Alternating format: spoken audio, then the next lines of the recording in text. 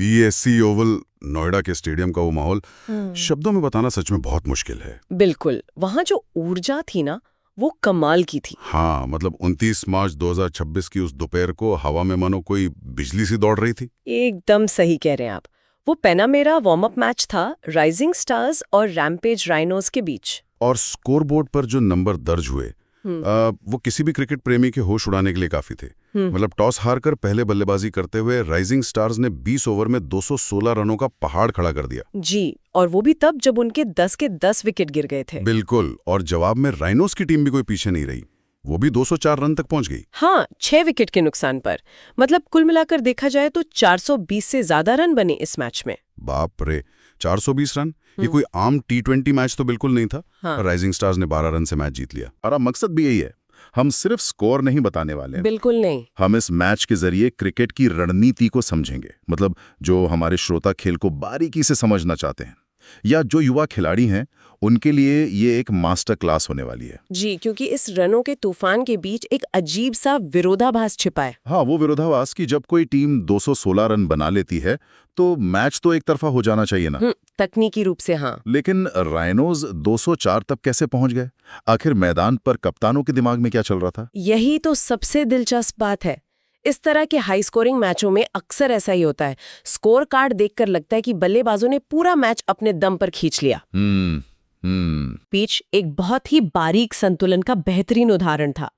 जब दोनों टीमें 200 का आंकड़ा पार कर रही हों, तो मैच का फैसला किसी एक बड़े ओवर या किसी एक गेंदबाज के शांत स्पेल से होता है। अच्छा, तो आज के इस डीप डाइव का पूरा फोकस उसी सामरिक टकराव पर है। मतलब टी20 क्रिकेट को अक्सर बल्लेबाजों का गेम माना जाता है। हाँ, बिल्कुल माना जाता है। लेकिन देखिए, राइजिंग स्टार्स ने 216 रन बनाए और फिर भी वो 18.4 ओवर में ऑल आउट हो गई। जी, मतलब उनके पास 8 गेंदें बची थी। ऐसा ही कहा, 8 गेंदें बची थी। और दूसरी तरफ राइनोज पूरे 20 ओवर खेलकर भी लक्ष्य तक नहीं पहुंच पाई। यही तो क्रिकेट की असली खूबसूरती है। मैदान पर कप्तानों के दिमाग में जो शतरंज चल रही थी ना, उसे समझने के लिए हमें मैच के उस हिस्से में जाना होगा जहां से ये पूरा तूफान शुरू हुआ। आप राइजिंग स्टार्स के बल्लेबाज अंकुर पांडे की पारी की बात कर रही है ना? बिल्कुल। अंकुर पांडे की वो पारी आधुनिक क्रिकेट की बायोमैकेनिक्स और मनोविज्ञान की एक बहुत ही सटीक केस स्टडी है। जरा उनके आंकड़े तो बताइए। देखिए, उन्होंने सिर्फ 36 गेंदों में 88 रन बनाए, जिसमें 12 चौके और 5 छक्के शामिल थे। 36 गेंद में 88 रन? हाँ, और उनका स्ट्राइक रेट 244.44 का रहा। जो लोग अभी क्रिकेट को नया नया समझना शुरू कर रहे हैं, उनके लिए मैं थोड़ा आसान भाषा में बता दूं। स्ट्राइक रेट का मतलब होता है कि कोई बल्लेबाज प्रति 100 गेंदों पर कितने रन बनाता है। जी, बिल्कुल सही समझाया आपने। तो 244 का स्ट्राइक रेट मतलब हर गेंद पर लगभग 2.5 रन। मतलब आप हर बॉल को बाउंड्री के बाहर भेजने की कोशिश कर रहे हैं। हाँ, अब एक सामान्य नजरिए से ये सिर्फ अंधी हिटिंग लग सकती है कि बस बल्ला घुमाओ और रन बनाओ। हाँ, कोई भी यही सोचेगा। लेकिन ऐसा नहीं है। अगर उन शॉट्स की दिशा और गेंदबाज की गेंदों का विश्लेषण किया जाए तो पता चलता है कि ये पूरी तरह से कैलकुलेटेड जोखिम था। मतलब उन्होंने सब कुछ सोच समझ कर किया। बिल्कुल। आधुनिक बल्लेबाज अब सिर्फ गेंद की लाइन में आकर शॉट नहीं खेलते, वो क्रीज का इस्तेमाल करते हैं। अच्छा। गेंदबाज की गति को अपनी ताकत बनाते हैं और मैदान के उन कोनों में गेंद को भेजते हैं जहां फील्डर का होना नामुमकिन है। यार, 7वें ओवर में जो हुआ ना, वो इस बात का सबसे बड़ा सबूत है। रुपेश शर्मा गेंदबाजी कर रहे थे और उस एक ओवर ने पूरे मैच का रुख ही पलट कर रंग दिया। वो ओवर तो सच में ऐतिहासिक था। मतलब पहली गेंद पे डीप कवर के ऊपर से चौका, फिर लगातार 3 छक्के, वाइड लॉन्ग ऑफ और लॉन्ग ऑन के ऊपर से। और उसके बाद भी वो रुके नहीं। बिल्कुल नहीं। उसके बाद एक और चौका स्ट्रेट लॉन्ग ऑन की तरफ। जब रुपेश ने राउंड द विकेट आकर एंगल बदलने की कोशिश की, तब भी स्ट्रेट लॉन्ग ऑन पर चौका मार दिया। एक ही ओवर में 30 रन। हाँ, 30 रन। ऐसा लग रहा था जैसे अंकुर पांडे ने कोई वीडियो गेम खेल रहे हो और चीट कोड लगा दिया हो। हाँ, सच में ऐसा ही लग रहा था। लेकिन यहां मेरा एक सवाल है, क्या रुपेश शर्मा की गेंदबाजी सच में इतनी खराब थी, या फिर आज के दौर में बल्लेबाजों की इस 360 डिग्री हिटिंग के सामने बेचारे गेंदबाज बेबस हो चुके हैं? देखिए, ये तकनीकी खामी से ज्यादा ना दबाव में रणनीति के बिखर जाने का मामला है। रणनीति बिखर जाना कैसे? रुपेश शर्मा का पूरा स्पेल देखिए। उन्होंने 3 ओवर में 59 रन दिए। बाप रे, 59 रन! हाँ, जब कोई बल्लेबाज 240 से ज्यादा के स्ट्राइक रेट से खेल रहा हो तो आपकी जो पारंपरिक लाइन और लेंथ वाली गेंदबाजी है वो काम नहीं आती। मतलब वो जो कहते हैं कि गुड लेंथ पर गेंद डालो, वो काम नहीं करता। बिल्कुल नहीं। अगर गेंदबाज एक ही गति से एक ही टप्पे पर गेंद डालता रहेगा तो बल्लेबाज के लिए वो एक बॉलिंग मशीन की तरह हो जाता है। समझ गया। बल्लेबाज को पता होता कि गेंद कहाँ आने वाली है। एकदम सही। रुपेश ने अपनी गति में परिवर्तन नहीं किया। पेस वेरिएशन जो T20 में बहुत जरूरी है वो गायब था।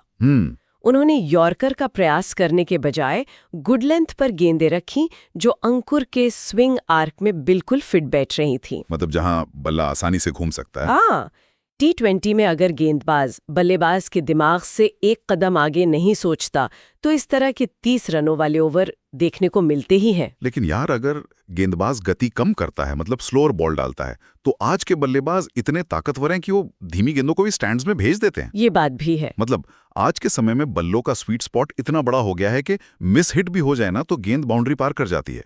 ऐसे में गेंदबाज के पास विकल्प ही क्या बचता है? विकल्प है बल्लेबाज के कंफर्ट जोन को तोड़ना। वो कैसे? एंगल बदलना, क्रीज की गहराई का इस्तेमाल करना या फिर वाइड यॉर्कर के जरिए बल्लेबाज को उसकी पहुंच से दूर गेंद खेलने पर मजबूर करना।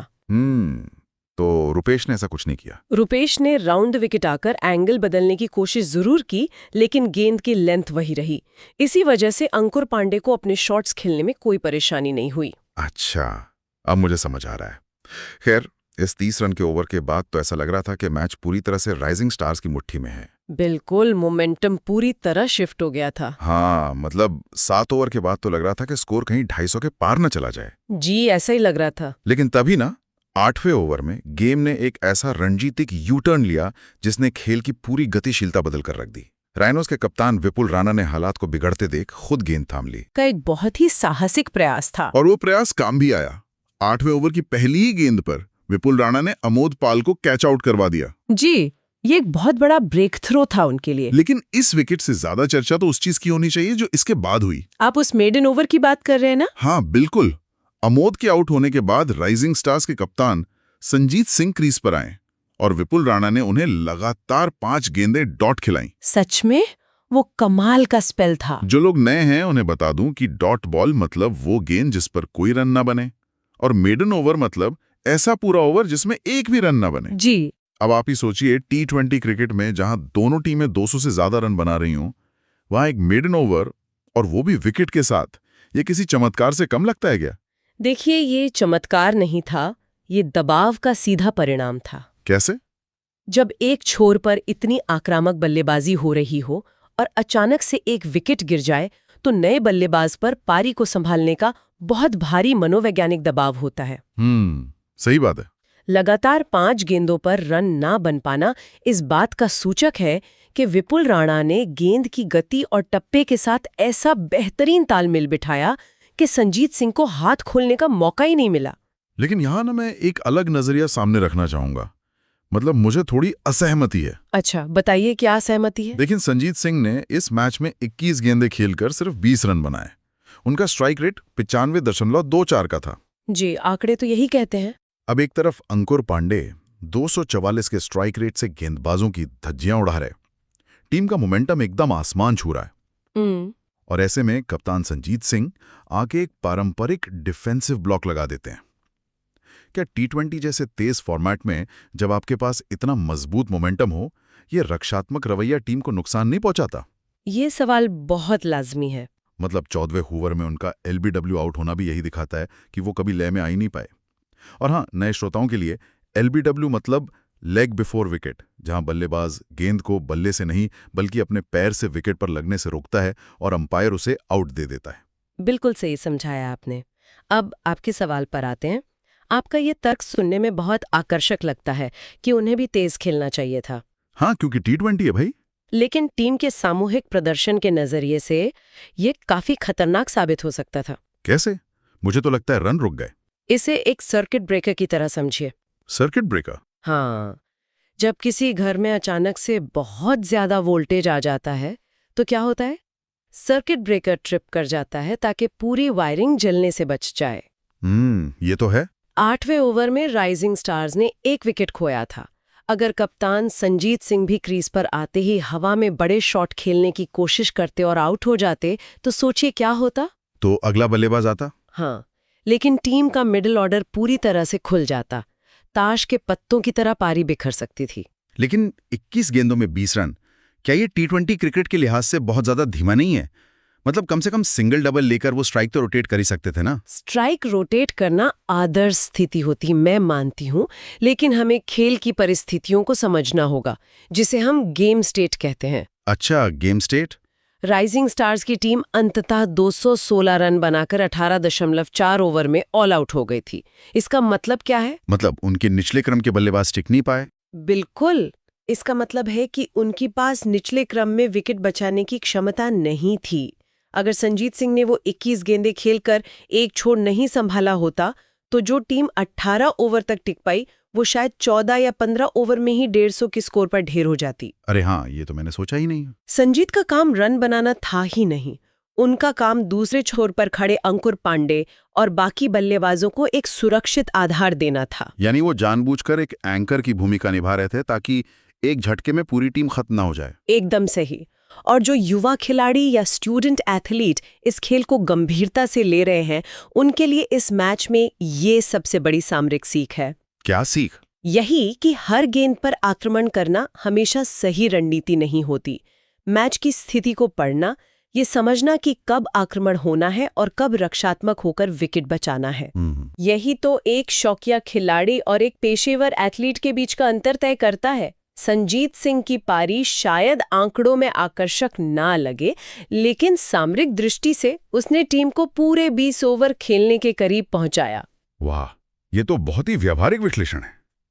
मतलब कभी-कभी ना खेलना भी खेलने का ही हिस्सा होता है। बिल्कुल। चलिए, आक्रामकता बनाम रक्षात्मक खेल की इस दिलचस्प बहस के बाद अब थोड़ा लक्ष्य का पीछा करने की बात करते हैं, मतलब द चेस। हाँ, राइनोस की बल्लेबाजी। 216 रनों का टारगेट किसी भी विरोधी टीम के खेमे में घबराहट पैदा करने के लिए काफी है।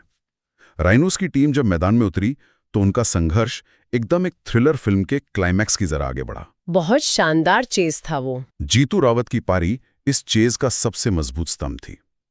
43 गेंदों में 80 रन, जिसमें 13 चौके और एक छक्का शामिल था। कमाल की बल्लेबाजी थी वो। और उनका 186 का स्ट्राइक रेट ये साफ साफ बता रहा था कि राइनोस बिना लड़े हार नहीं मानने वाले थे। जी, लक्ष्य का पीछा करते समय ना सबसे जरूरी होता है साझेदारियां बनाना और रिक्वायर्ड रन रेट को नियंत्रण में रखना। मतलब आपको हर ओवर में कितने रन चाहिए उसमें नजर रखना। हाँ, जो लगातार बढ़ता जाता है अगर आप रन ना बनाए तो। सही। जीतू रावत ठीक यही कर रहे थे। वो खराब गेंदों को बाउंड्री के पार भेज रहे थे और अच्छी गेंदों का सम्मान कर रहे थे। लेकिन बड़े लक्ष्यों के पीछा करने में एक छोटी सी घटना भी पूरा मोमेंटम तोड़ सकती है। और मुझे लगता है वो घटना थी मनोज का मैदान से बाहर जाना। बिल्कुल सही पकड़े आप। वो 21 गेंदों में 29 रन बनाकर काफी अच्छी लय में दिख रहे थे, लेकिन चोटिल होने के कारण उन्हें रिटायर्ड हर्ट होकर वापस लौटना पड़ा। मतलब खेल के बीच में ही मैदान छोड़ना पड़ा। जी। इस तरह बीच ओवर में एक सेट बल्लेबाज का वापस जाना बल्लेबाजी करने वाली टीम की लय को कितनी बुरी तरह प्रभावित करता है। बहुत ही बुरी तरह। देखिए, जब कोई बल्लेबाज 20-25 गेंदें खेल चुका होता है ना, तो वो पिच की गति और उछाल को पूरी तरह समझ चुका होता है। हाँ, उसकी आंखें सेट हो जाती हैं। बिल्कुल।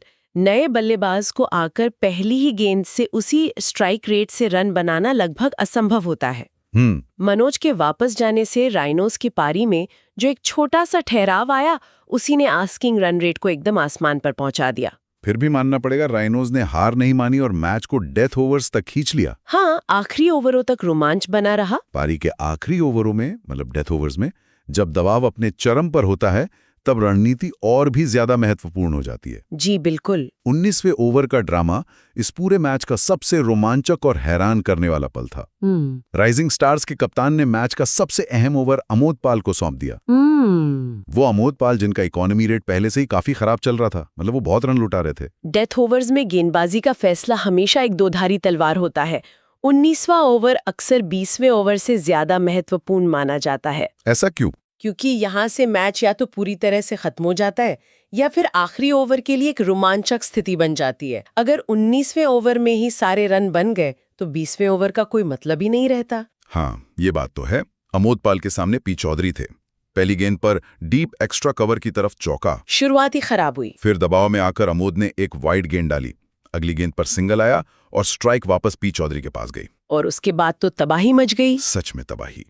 उसके बाद जो हुआ वो किसी भी गेंदबाज का आत्मविश्वास तोड़ने के लिए काफी है। लगातार 4 चौके, थर्ड मैन, फिर डीप मिड विकेट और आखिरी गेंद पर भी डीप मिड विकेट की तरफ बाउंड्री। बाप रे। इस एक ओवर में 23 रन आए। यहां मेरी समझ ये कहती है कि शायद कप्तान के पास मुख्य गेंदबाजों के ओवर खत्म हो गए थे। ऐसा हो सकता है। या फिर उन्होंने किसी खास मैचअप को ध्यान में रखकर अमोद को गेंद दी होगी। लेकिन 19वें ओवर में ऐसा महंगा दांव लगाना किसी भी टीम के लिए आत्मघाती हो सकता है ना। बिल्कुल, ये कप्तानी की एक बहुत बड़ी चूक मानी जा सकती है। जब दबाव बढ़ता है ना, तो गेंदबाज अक्सर अपनी डिफॉल्ट लेंथ पर वापस चले जाते हैं, जहां उन्हें सबसे सुरक्षित महसूस होता है। अच्छा, पी चौधरी ने बहुत ही चालाकी से फील्ड प्लेसमेंट का फायदा उठाया। जब आप थर्ड मैन और मिड विकेट दोनों तरफ बाउंड्री खा रहे हैं, इसका मतलब है कि गेंदबाज की लाइन पूरी तरह से भटक चुकी है। मतलब उसे समझ ही नहीं आ रहा कि गेंद कहाँ डालनी है। जी, वो ना तो यॉर्कर डाल पा रहे थे और न ही प्रभावी धीमी गेंदें डाल पा रहे थे। 10 गेंदों में 280 के स्ट्राइक रेट से 28 रन बनाना दिखाता है कि पी चौधरी ने अमोद की इस घबराहट का पूरा फायदा उठाया। इस 23 रन के ओवर ने मैच को अचानक से राइनोज की मुट्ठी में ला दिया था। लग रहा था अब तो ये जीत ही जाएंगे। हाँ, मोमेंटम फिर से शिफ्ट हो गया था। अब देखिए, 420 से ज्यादा रनों के इस महामुकाबले में जहां बल्लेबाज गेंदबाजों पर इस कदर हावी थे, वहां मैच का असली एक्स फैक्टर कौन था? ये बहुत दिलचस्प सवाल है। अगर सिर्फ रन बनाने की बात होती तो अंकुर पांडे या जीतू रावत का नाम सबसे ऊपर आता। बिल्कुल, ज्यादातर लोग बल्लेबाजों को ही हीरो मानते हैं। लेकिन इस पूरी कहानी में सबसे बड़ा ट्विस्ट यहीं पर है। इस पूरे मैच का जो सबसे मूल्यवान खिलाड़ी था, जो असली एमवीपी था, वो एक गेंदबाज था। और वो कोई और नहीं बल्कि वही बल्लेबाज अंकुर पांडे थे, जिन्होंने 88 रन बनाए थे। हाँ, ये आंकड़े सच में असाधारण है यार। एक ऐसी पिच पर जहां रुपेश शर्मा लगभग 20 रन प्रति ओवर और अमोद पाल 23 रन प्रति ओवर लुटा रहे थे, वहां अंकुर पांडे ने अपने 3 ओवर के स्पेल में सिर्फ 11 रन दिए। उनका इकोनॉमी रेट मात्र 3.67 का था। ये तो अविश्वसनीय है। ये बात हजम करना थोड़ा मुश्किल होता है ना। एक तरफ 216 और 204 के स्कोर बन रहे हैं और उसी मैदान पर उन्हीं परिस्थितियों में एक गेंदबाज 3.67 के इकोनॉमी रेट से गेंदबाजी कर रहा है। जी, और सिर्फ रन ही नहीं रोके उन्होंने। बिल्कुल, उन्होंने न सिर्फ रन रोके, बल्कि जीतू रावत जो 80 रन बनाकर राइनोज को जीत की तरफ ले जा रहे थे, और राहुल मिश्रा जैसे अहम बल्लेबाजों को आउट भी किया। यही वो असली डिफरेंशिएटर है, जिसने राइजिंग स्टार्स को 12 रन से जीत दिलाई। सही कहा। जब आप T20 क्रिकेट के पूरे परिदृश्य को देखते हैं, तो एक ऐसा स्पेल जहां 18 गेंदों में सिर्फ 11 रन दिए गए हों, वो किसी भी बड़े शतक से ज्यादा महत्वपूर्ण हो जाता है। एकदम सही बात है। अमोद पाल ने 19वें ओवर में जो 23 रन लुटाए थे ना, अंकुर पांडे ने अपने 3 ओवर के कड़े स्पेल से उसकी पूरी भरपाई पहले ही कर दी थी। उन्होंने राइनोज के बल्लेबाजों को हाथ खोलने का कोई मौका ही नहीं दिया था। कमाल है। ये विश्लेषण इस बात को पूरी तरह से साबित कर देता है कि आधुनिक T20 क्रिकेट सिर्फ ताकत से गेंद को बाउंड्री के पार भेजने का खेल नहीं है। बिल्कुल नहीं। रखने का, और सबसे महत्वपूर्ण, परिस्थितियों के अनुसार अपनी रणनीति को बदलने का। जी, अडेप्टेबिलिटी सबसे जरूरी है। जहां अंकुर पांडे ने अपनी आक्रामक बल्लेबाजी से टीम को 216 तक पहुंचाया, वहीं संजीत सिंह के धीमे लेकिन बेहद जरूरी 20 रनों ने टीम को बिखरने से रोका, एक सर्किट ब्रेकर की तरह। हाँ, और अंततः उसी अंकुर पांडे की सटीक गेंदबाजी ने राइनोज के हाथ से जीत छीन ली। मतलब वन मैन आर्मी वाली बात हो गई। इस तरह के मैच क्रिकेट के सामरिक विकास को, मतलब जो टैक्टिकल एवोल्यूशन है, उसे बहुत स्पष्ट रूप से दर्शाते हैं। देखिए, एक समय था जब 160 रन का स्कोर बहुत सुरक्षित माना जाता था। आज 216 रन बनाकर भी टीमें अंत तक संघर्ष करती नजर आती हैं। सही कह रही हैं आप। हर गेंद, हर ओवर और हर एक फैसला, चाहे वो 8वें ओवर में कप्तान का खुद गेंदबाजी करने का हो या 19वें ओवर में किसी दबाव में आए गेंदबाज को गेंद सौंपने का, यही सब मैच का परिणाम तय करता है। तो इस गहराई से किए गए विश्लेषण से एक बात तो पूरी तरह साफ हो जाती है कि मैदान के अंदर सिर्फ एक मैच नहीं चल रहा होता, बल्कि हर ओवर में दर्जनों छोटे छोटे मनोवैज्ञानिक और सामरिक मैच खेले जा रहे होते हैं। जी बिल्कुल, और हमारी रोजमर्रा की जिंदगी में भी तो ऐसा ही होता है ना। कैसे? मतलब हमें भी ये समझना होता है कि कब हमें आक्रामक होकर रिस्क लेना है, जैसे अंकुर पांडे ने किया, और कब हमें पीछे हटकर चीजों को संभालना है, जैसे संजीत सिंह ने किया। आक्रामकता और बचाव का ये संतुलन ही असली चाबी है। बहुत खूब कहा आपने।